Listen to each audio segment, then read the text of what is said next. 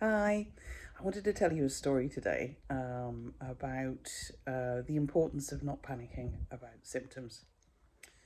So the other day, I needed to take my car into the garage and it wasn't looking good. It was making this terrible, terrible noise. So I took it into the garage. And because I'm so much better now, I decided to walk back from the garage, which seemed like a really good idea.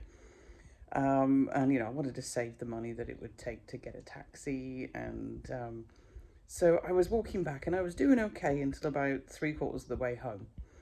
And then everything came flooding back. I was out of breath. I felt like there was no oxygen in my body. I was panicking, and my legs felt like lead. Like when your body feels like it's 2 times heavier than it ought to be, you don't have the energy to raise your legs up. So I sat down on somebody's front wall, and I started to spiral. I started to go into this moment where I thought, oh God, the symptoms are back. What am I going to do? And I spiraled and I spiraled for about 2 minutes. And then I remembered, actually, my limit isn't walking back from the garage. My limit is all the other things that I've done recently. And so I gathered myself together. I did some of my breathing, the box breathing that I described in my recovery video. And I thought, okay, all I've got to do is get myself home. So I walked very slowly home and I sat down and I just had myself a nice rest day.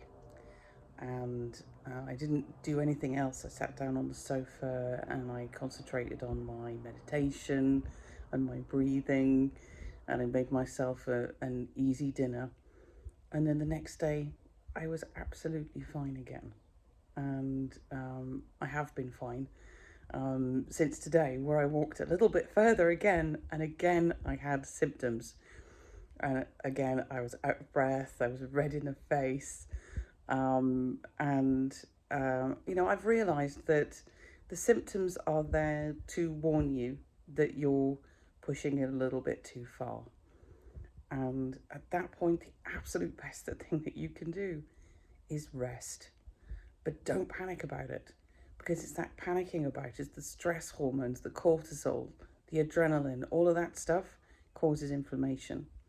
So the more you can breathe and meditate and do all of those things, the sooner your body will recover. Now, I know a lot of people will be going, oh, meditation, breathing, it's not all in my head. Yeah, I totally get it. I railed against that for years. I could have been better a lot earlier if I hadn't have realised what was going on. But, we all know that stress can cause inflammation. It's written, Google it, just, accept that that is the case. I am not saying that long COVID is caused by stress. I'm saying it's made worse by stress.